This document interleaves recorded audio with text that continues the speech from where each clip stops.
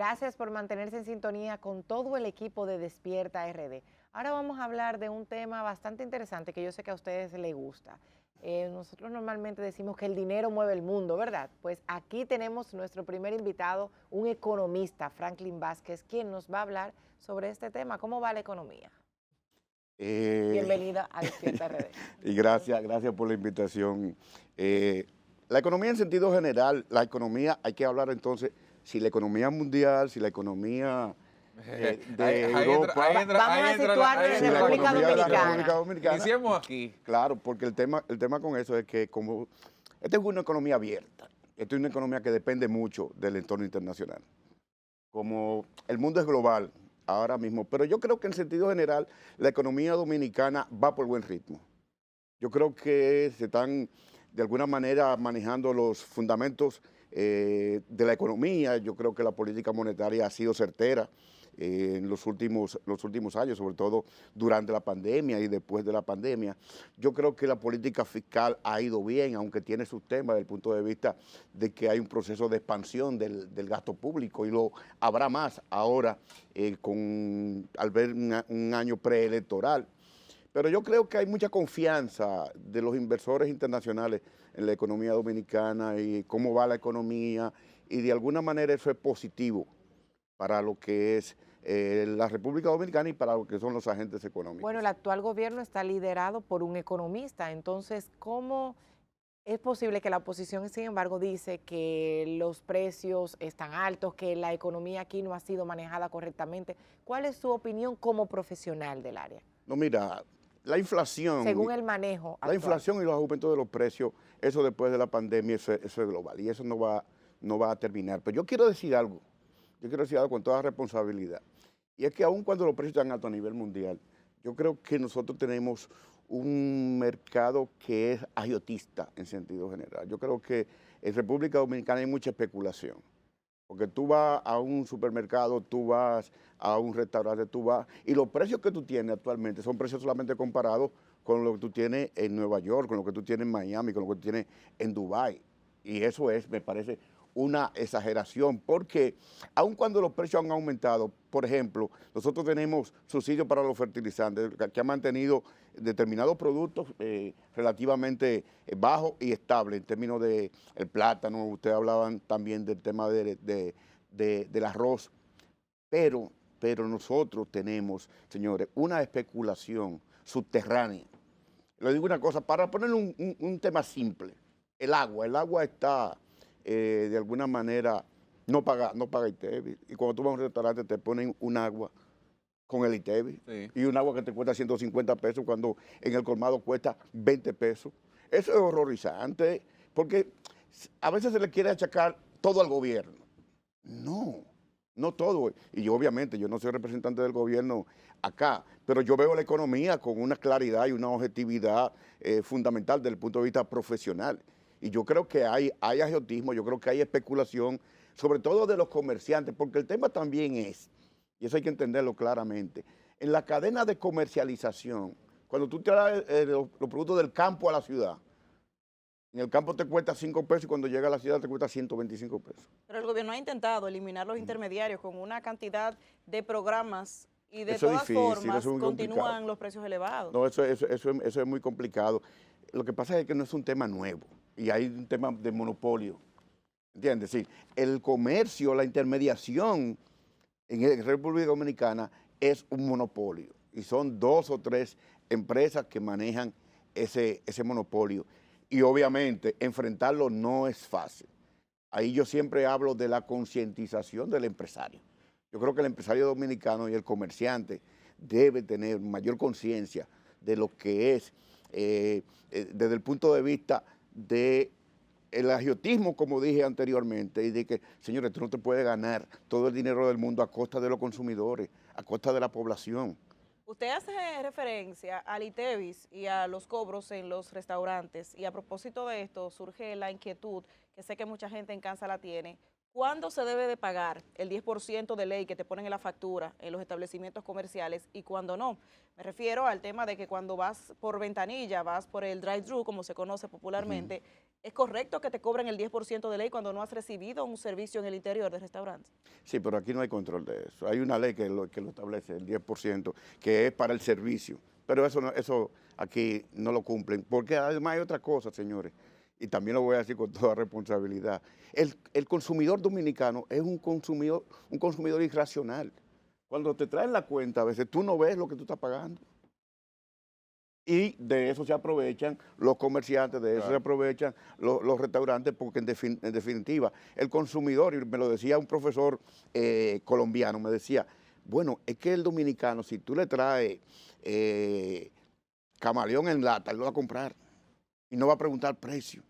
Entonces, eso es un tema, porque yo siempre digo, la responsabilidad de una economía es de todo el mundo, es del gobierno, es de los empresarios, es de los consumidores, es de cada uno de nosotros que tenemos que estar vigilantes. Por ejemplo, si a uno le suben un determinado artículo, cualquier artículo, vamos a decir la cebolla, por poner, o el ajo, pero ¿tú no crees que nosotros pudiéramos tener un comportamiento colectivo de decir no vamos a consumir? ¿Y ustedes no creen que ellos lo van a bajar? Lo van a bajar, Claro, se le porque daña. es un producto perecedero, ¿entiendes? Pero no, nosotros somos irracionales en el consumo, y se lo voy a poner, el consumo de combustible. Señores, esta es una economía que no produce petróleo, ¿verdad? No produce combustible.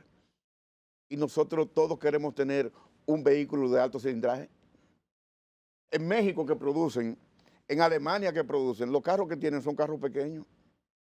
Y nosotros, un país de ingreso medio, un país pobre todavía, somos los grandes consumidores del mercado de combustible a nivel de América Latina y a nivel del Caribe. ¿Es eso irracionalidad o no? Claro que es irracionalidad. Franklin, el tema de las tasas de interés. Aquí un amigo se acercó a mí ayer diciéndome que pagó o que el banco le ofertó para un préstamo personal una tasa de interés de cerca de un 30%, casi un 30%. Él decía 28 y pico anual para un préstamo personal. Y decía yo, pero eso es una locura. ¿Un banco? Un banco, un banco. Te voy a dar la referencia ahorita. Una asociación, incluso, una asociación. Me sorprendió incluso porque se supone que las asociaciones tienen mejores tasas de interés. Tienen mejores tasas, sí. Y además de eso, bueno, hay una política monetaria casi a nivel global que habla de unas altas tasas de interés. En Estados Unidos está por las nubes, en República Dominicana está bastante alto en comparación a lo que ha sido el histórico en los últimos 10, 15 años, y uno pudiera entonces partir de eso para entender si realmente la economía podrá acelerarse en lo que queda de este año, y eso hacer a la gente sentir que el dinero le está llegando, eso, o si en su defecto seguirán las restricciones tal como está hoy. Mira, hay que entender que posterior a la pandemia hubo un aumento de las tasas de política monetaria tratando de contener la inflación. Porque ustedes saben que mientras más dinero va en la economía, pues obviamente la gente va a consumir más. Entonces la tasa de política monetaria, que es la tasa de referencia del Banco Central y de la Reserva Federal de los Estados Unidos, ahora mismo están en 8.50%. Entonces eso tiene una incidencia automática en las tasas de interés del mercado financiero, del sistema financiero en sentido general. Pero las tasas en promedio, la tasa de interés activa, que es la tasa de los préstamos promedio anual, ¿de acuerdo? Para los bancos múltiples es de 15.84%. Y la tasa pasiva, que es la que te pagan a ti por los ahorros, está en promedio en alrededor de 9%, por lo que yo creo que ahí hay una mala información. Porque inclusive los bancos, las asociaciones de ahorros y préstamos tienen menores tasas que el promedio de los bancos múltiples, porque tienen que competir más por ese mercado inmobiliario, por ese mercado hipotecario. Yo entiendo que, y además las tasas en sentido general están altas, pero no tan altas.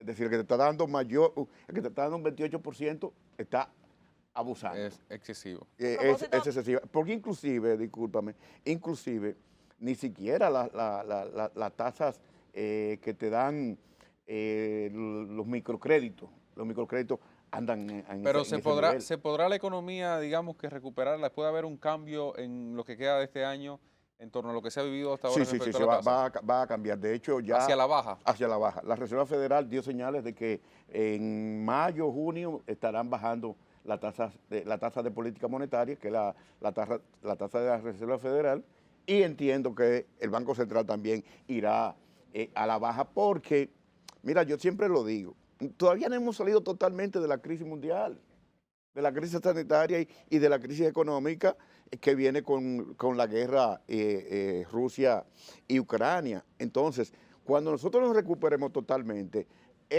los valores de la tasa de interés deben tender a bajar en sentido general. A propósito de esa tasa de interés que usted resalta y de que el año pasado el Banco Central apretó bastante la tuerca y constantemente se incrementaban los intereses en los préstamos bancarios, en este escenario que tenemos en la actualidad, ¿usted recomienda endeudarse para comprar un vehículo, para comprar una vivienda, prevaleciendo la situación que tenemos ahora? Mira, yo nunca voy a estar de acuerdo en que nos endeudemos para comprar un vehículo. Yo sí creo que se te puede endeudar para comprar una vivienda y para poner un negocio. Lo que pasa es que, vuelvo y digo, la irracionalidad nuestra nos lleva a comprar. Por ejemplo, aquí hay personas que compran un carro nuevo pero no tienen casa, no tienen vivienda. Entonces, ahí volvemos al tema. Y también es que si tú haces un cálculo desde el punto de vista económico y financiero, a veces tú haces un cálculo y digo, bueno, yo compro o rento. A veces sale mejor rentar un vehículo que pagarlo. ¿Saben por qué? Cuando tú sacas un vehículo de la agencia nuevo, tú tienes una pérdida de alrededor de un 30% en cualquier vehículo que tú sacas por la depreciación. Desde que lo coloque en la calle. Desde que lo colocas en la calle, tú lo vas a devolver el mismo día en la tarde y tú tienes un 30% menos por la depreciación. Entonces, y nosotros queremos comprar carro nuevo y es otra cosa. Tú tienes un carro de 2 años atrás, tú estás ahorrando un 40%. ¿Entiendes? Pero la deuda de vehículos nunca es buena. No estoy diciendo a la gente porque cada quien toma su decisión, porque hay libertad de toma de decisiones, pero en sentido general es mejor endeudarte para un negocio que para comprar un Y vehículo. ese tipo de acciones, al igual que las que usted hablaba ahorita, esa pasividad del consumidor de no reclamar quizás al ver precios o costos que son injustificados, ¿usted cree que es por la falta de conocimiento en general de la población dominicana de la materia de economía? Hay muchos jóvenes estudiando economía. ¿Usted ve algún tipo de especialización de los que son economistas dentro de esta área? Son varias preguntas al mismo tiempo Sí. para conocer un poquito cómo anda la economía, el estudio de la economía en la República Dominicana. Sí, mira, el tema de los consumidores es un tema cultural en la República Dominicana, pero hay un elemento que es el fundamental, el efecto de demostración. Nosotros somos consumidores tipo Estados Unidos. Sí, todo el dominicano siempre quiso consumir viendo lo que consumía un dominicano en Estados Unidos, en Nueva York específicamente. Ese es el primer elemento. El segundo elemento es que ciertamente no mucha gente estudia economía.